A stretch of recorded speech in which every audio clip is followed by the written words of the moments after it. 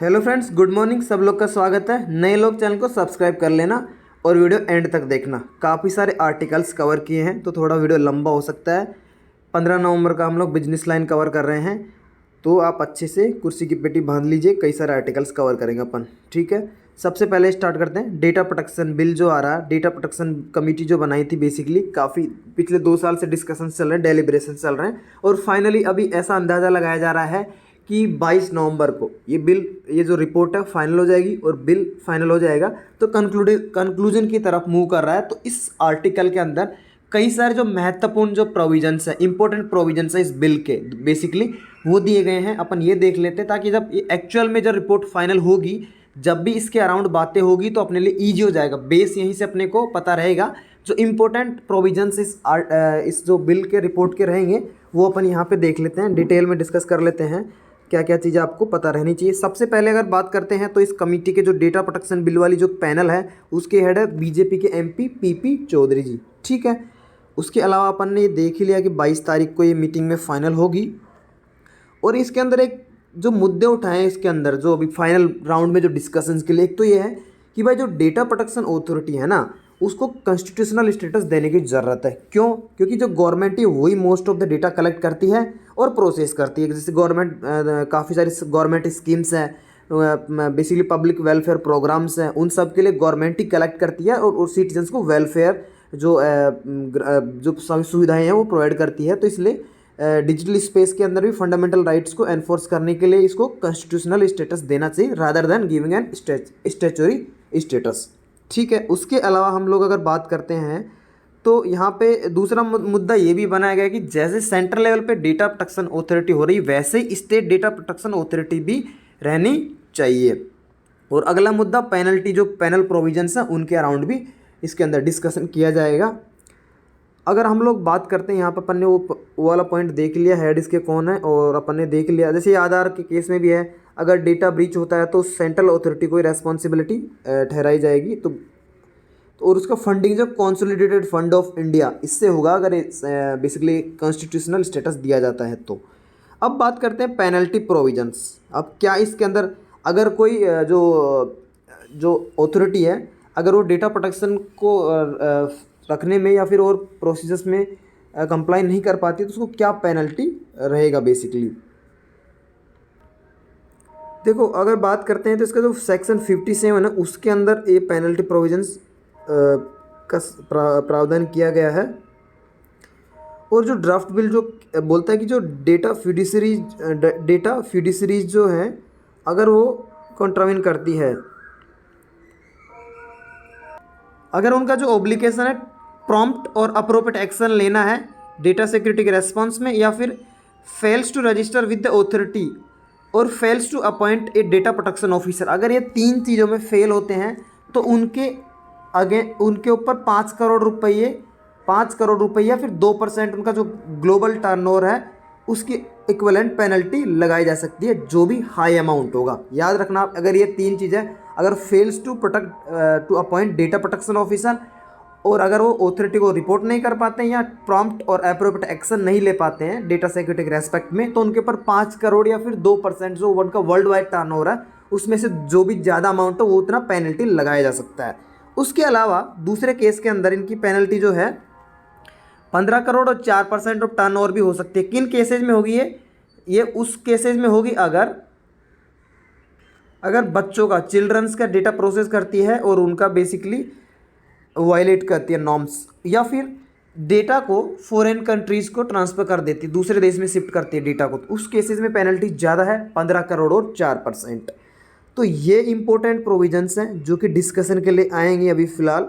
और वही यहाँ पे स्टेट लेवल की अथॉरिटी की बात चल रही कि जो शेड्यूल 7 का जो लिस्ट सेकंड है उसके अंदर जो हेल्थ और एजुकेशन के अंदर, तो सेंटर के लिए जो ये जो अथॉरिटी रहेगी, सेंट्रल डेटा प्रोटेक्शन अथॉरिटी, वो यहाँ पे पावर इशू कर सकेगी। लेकिन अब फिर बाद में वही होगा कि फेडरलिज्म, स्टेट्स बोलेंगे कि हमारे फेडरलिज्म पावर्स को सेंटर ही एक्सरसाइज कर रहा है, ये सब चीज़ें। तो फेडरलिज्म में, कोऑपरेटिव फेडरलिज्म के लिए एक स्टेट लेवल पे भी अथॉरिटी के लिए बातें करी जा रही है कि स्टेट लेवल पे भी डेटा प्रोटेक्शन अथॉरिटी रहनी चाहिए। तो ये जो पर्टिकुलर बिल है उसके की प्रोविजंस जो हैं अपन ने डिस्कस किए, देखे हैं इसके अंदर जो दिए गए हैं। बाकी जब बिल आएगा और कुछ एडिशनल रहेगा तो वो अपन बाद में देख लेंगे। अगले आर्टिकल पे चलते हैं।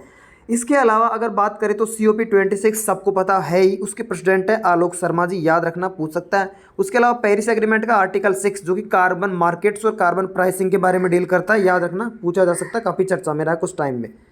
उसके अलावा आगे चलते हैं अपन। नेक्स्ट न्यूज़ है CBI और जो ED है उनके डायरेक्टर्स का टेन्योर 2 साल से बढ़ा के 5 साल कर दिया गया है।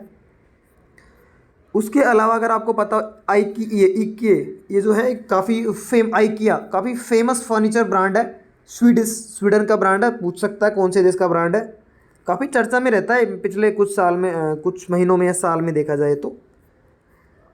अपन आगे चलते हैं। ये आर्टिकल जो है फिजिकल और मॉनेटरी पॉलिसी के बेसिकली कोऑर्डिनेशन के बारे में बात किया गया, तो ये आपका होमवर्क है, आप इसको घर पे डिटेल में देख लेना। आपको इंटरव्यू के लिए और एक बेसिकली डिस्क्रिप्टिव लिखने के लिए आपके अंडरस्टैंडिंग को डीप करने के काम आएगा आर्टिकल। उसके अलावा कुछ बुक्स दी गई है, वो बुक्स देख लेता है अपन। यहाँ पे 3 बुक्स को देखेंगे अपन। देखो होता क्या है ना, संडे को द हिंदू मैगजीन करके एक इनका 4-5 पेज का वो आता है, उसमें बुक्स देता है, तो मंडे को फिर बिजनेस लाइन में दे देता है उन्हीं बुक्स को, ठीक है। तो अगर बात करते हैं तो बुक है furrows in field the unexplored life of HD Deve Gowda. Important है ये पर्सनैलिटी, इसलिए बुक इंपॉर्टेंट है। ऑथर कौन है? सुगाता श्रीनिवास राजू, ठीक है। HD देवेगौड़ा के बारे में जो बुक है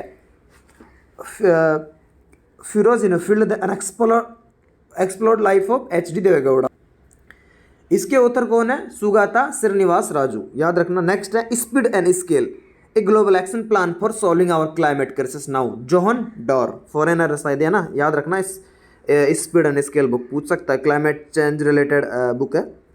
उसके अलावा बात करें तो एक स्पोर्ट्स से रिलेटेड बुक है Indian innings the journey of Indian cricket from 1947, Ayaz Memon. देखो बहुत फेमस राइटर अयाज मेमन है ना, और अभी इंडिया का काफ़ी खराब परफॉर्मेंस रहा T20 वर्ल्ड कप में, तो पूछा जा सकता है बुक रिलेटेड इंडियन इनिंग्स, ठीक है। अयाज मेमन की किताब है, याद रखना। उसके अलावा एक किताब और यहाँ पे दी गई है मैक्सिमम पर्सन के अगर राइटर की बात करें ना, तो मैक्सिमम पर्सन इसके राइटर है GB प्रभात, ठीक है। 4 बुक्स देखिए, याद रख लेना, आ सकते हैं क्वेश्चंस। आगे चलते हैं। और थोड़े मैंने पहले ही बोला था कि थोड़े आर्टिकल्स ज़्यादा हैं, लेकिन इंपॉर्टेंट है तो आपको डेफिनेटली अच्छे से कवर करना चाहिए, एग्जाम में आ सकते हैं। तो वैसे क्वेश्चंस और वैसे आर्टिकल्स को तो आप देखना ही चाहिए। यहाँ पे एक WTO का जो मोस्ट फेवर्ड नेशन के राउंड जो कॉन्सेप्ट है वो देख लेना आप, WTO का आपको पढ़ के रहना चाहिए। अगर अगला बात करें स्केल बेस्ड रेगुलेशन जो NBFCs के लिए आया था, यहाँ पे डिटेल में दिया गया है कि NBFC जो कंपनीज एक्ट के तहत रजिस्टर होती है, वो बैंकिंग लाइसेंस के बिना भी बैंकिंग और फाइनेंशियल सर्विसेज प्रोवाइड करती है।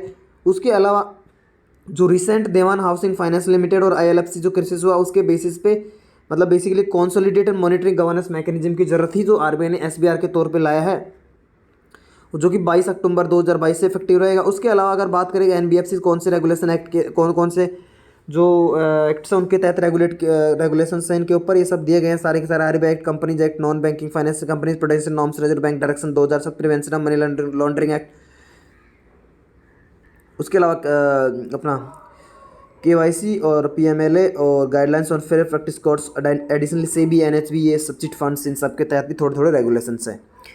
अपन ने वो जो स्ट्रक्चर है लेयर्ड अपन ने देख लिया, वो तो आपको पता होगा, देख लेना एग्जाम से पहले, रिवीजन और कर लेना। उसके अलावा अपन चलते हैं, यहाँ पे एक कॉन्सेप्ट दिया गया है inverted duty structure. Inverted duty structure का कॉन्सेप्ट कुछ दिनों पहले एग्जाम में भी आया था, किसी न किसी IBPS PO RRB क्लर्क में आया था, मुझे नहीं पता, लेकिन ये क्वेश्चन आया था। मतलब इन्वर्टेड ड्यूटी स्ट्रक्चर चर्चा में रहता है, और GST के रिलेटेड थोड़ा सा मतलब कॉन्सेप्चुअल है। कॉन्सेप्ट देख लेते हैं जिसमें क्या होता है, इन्वर्टेड ड्यूटी स्ट्रक्चर क्या होता है, इसके अंदर अच्छे से एक्सप्लेन किया गया है।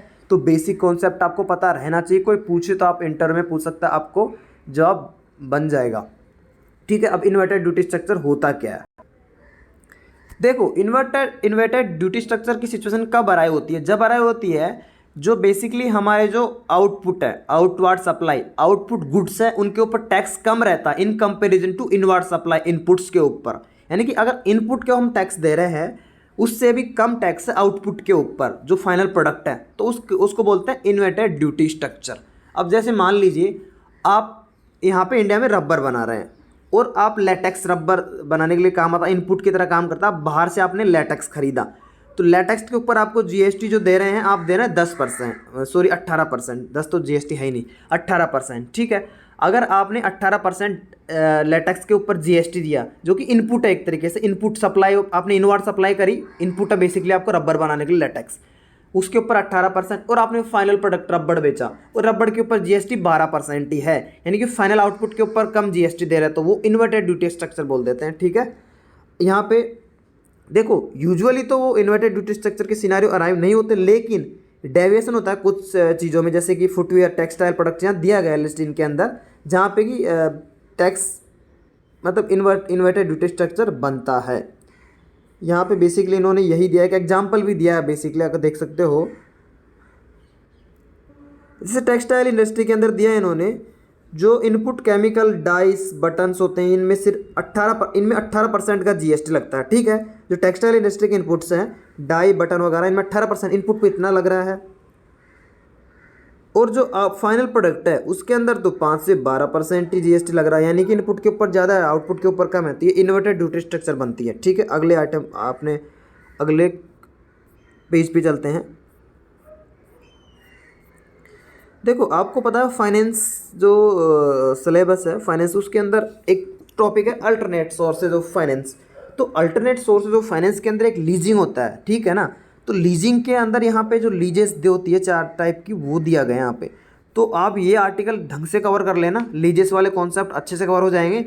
अल्टरनेट सोर्स ऑफ फाइनेंस से लीजेस टॉपिक है, लीजेस के ऊपर यहाँ 4 तरीके की लीज होती है बेसिकली, एयरक्राफ्ट के रेस्पेक्ट में दिया है। तो लीजिंग का कॉन्सेप्ट बहुत इंपॉर्टेंट है एविएशन इंडस्ट्री में, क्योंकि वहाँ पे ऑपरेटिंग कॉस्ट ये सब चीज़ें जो है ना काफ़ी बेसिकली कम होता है, बल्कि उनका जो है तो financial lease, operating lease, sale and lease back transaction और लीज इन लीज आउट, 4 तरीके के लीज ट्रांजैक्शन लीजेस दी गई हैं। देख लेना इस आर्टिकल को, पढ़ लेना, थोड़ा बड़ा आर्टिकल है, अपन कवर करेंगे तो काफ़ी अपना टाइम चला जाएगा। होमवर्क की तरह ट्रीट कर सकते हैं आप इसमें। और क्योंकि अभी रिसेंटली एयर इंडिया को बेचा भी है ना, तो इस सिलसिले में भी बहुत इंपॉर्टेंट आर्टिकल है, मतलब एविएशन इंडस्ट्री के अराउंड जो भी चर्चाएं चल रही है। अब अपन ने एक नया कॉन्सेप्ट इन्होंने दिया है, ये मंडे को क्लीन फैक्ट्स नाम के एक साइड में कवरेज रखते हैं, उसके अंदर बहुत अच्छे से कुछ नए नए कॉन्सेप्ट्स को लाते हैं। तो जैसे हम लोग कार्बन फुटप्रिंट होता है, वैसे ही वाटर फुटप्रिंट होता है। ठीक है, वाटर फुटप्रिंट होता क्या है, जो इंडिविजुअल्स कम्युनिटीज़ कंपनी जो फ्रेश वाटर को जो कंज्यूम करती है ना, वो वाटर फुटप्रिंट होता है। टोटल अमाउंट इन लोगों ने कितना कंज्यूम किया इक्वल टू वाटर फुटप्रिंट। अब वाटर फुटप्रिंट को मेजर कैसे करते हैं, देखो वाटर फुटप्रिंट को मेजर करने के लिए जो वाटर कंज्यूम किया आपने given period of time divided by उस पीरियड में आपने कितना वाटर पोल्यूट किया है। ठीक है, ये होता है वाटर फुटप्रिंट। अब वाटर फुटप्रिंट का कॉन्सेप्ट दिया किसने, वाटर फुटप्रिंट का कॉन्सेप्ट 2002 में यह है AY होयकेस्ट्रा इन्होंने दिया बेसिकली, और इन्होंने 3 कैटेगराइज दिए हैं, ब्लू, ग्रीन और ग्रे, 3 तरीके का वाटर। यहाँ पे डिस्क्रिप्शन दिया है, आप यहाँ पे देख सकते हैं। देख लेते हैं क्या क्या होता है बेसिकली। हम लोग तीनों टाइप के जो वाटर फुटप्रिंट्स हैं, एक आइडिया तो हो ही जाएगा, बिकॉज ऐसे रेयर कॉन्सेप्ट्स हैं और कभी कभी कहीं ना कहीं आपको काम आ जाते हैं ऐसी चीज़ें जो हैं, कई रैंडम एग्जाम क्वेश्चंस पूछ लेते हैं, और बेसिक अंडरस्टैंडिंग के लिए भी इंपॉर्टेंट है आपको, एनवायरमेंटल अवेयरनेस बोल सकते हैं। सबसे पहले ग्रीन वाटर, बेसिकली जो ग्रीन वाटर फुटप्रिंट है वो उस चीज़ को डिनोट करता है जो वाटर फ्रॉम प्रिसिपिटेशन, जो कि स्टोर होता है रूट जोन ऑफ सोयल और एवापोरेटेड, ट्रांसफर्ड और इनकॉर्पोरेट होता है प्लांट्स के द्वारा। अब ब्लू वाटर की बात करते हैं, जो वाटर सरफेस या फिर ग्राउंड वाटर से हम लोग एक्सट्रैक्ट करते हैं, और या तो हम लोग किसी प्रोडक्ट में यूज़ कर लेते हैं, या कंजम्पशन कर लेते हैं, या फिर कुछ बनाने में, जैसे खाना बनाया अपन ने, उसके अलावा या फिर एक जगह से ट्रांसफ़र करके दूसरी जगह चला गया। उसके अलावा थर्ड जो है वो कंसर्न हमारे लिए ग्रे वाटर। ग्रे वाटर हम लोग जब यूज़ करते हैं, जो हमारा पोल्यूटेंट वाटर है ना, उसको हम लोग एक basically standards water quality norm से स्टैंडर्ड मीट करने के लिए उसमें सही पानी मिलाते हैं, फ्रेश वाटर मिलाते हैं, उसके अमाउंट होती है, उसको बोलते हैं ग्रे फुटप्रिंट। यानी कि हमारी इंडस्ट्री जितना पोल्यूट करती है उतना ही हमको ग्रे वाटर फुटप्रिंट बढ़ता रहता है। ठीक है, production of goods and services से ही हम पोल्यूट करते हैं ना वाटर को, तो उससे रिलेटेड है।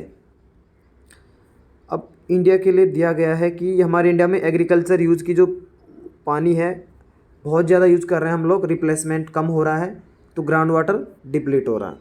ठीक है, उसके अलावा हम लोग अगर बात करते हैं, ये COP26 के अराउंड बातें, और आप सभी को पता होगा ये जो विद्युत मोहन जी काफ़ी चर्चा में थे, इनका नाम तो आपको पता रहना ही चाहिए। इन्होंने ग्लोबल अर्थसूट प्राइज़ जीता था।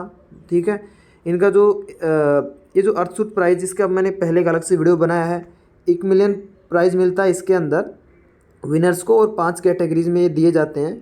और अगले 10 साल तक दिया जाएगा। ठीक है, इनका याद रखना नाम। इनकी तकाचर नाम की एक low cost basically air pollution को फिल्टर करने का एक वो है, सॉरी बेसिकली मतलब एयर क्लीन करने के लिए उन्होंने एक इन्वेंशन किया था जो जो एग्रीकल्चर और फॉरेस्ट वेस्ट है उसको एक फ्यूल्स और फर्टिलाइजर में बदलती है। इसके लिए तकाचर नाम का ऑर्गेनाइजेशन सा। दूसरा हमारे विनीसा उमाशंकर, ठीक है, तो इनको जो है एक स्पेशल यहाँ पे दिया गया बात करें अपन तो सोलर पावर्ड आयरन कार्ट इन्होंने बनाई थी उस इनोवेशन के लिए। ये पूछे जा सकते, इनोवेशन पूछ सकता है कि इनोवेशन किसके लिए मिला, क्या है इसका। तो दोनों इनोवेशंस जो इनोवेटर्स हैं उनको आप देख लेना। COP26 one planet one chance, last chance है, अगर एक्ट करते हो तो ठीक है, वरना काफ़ी कैटास्ट्रॉफिक इफ़ेक्ट्स हमको देखने को मिल सकते हैं।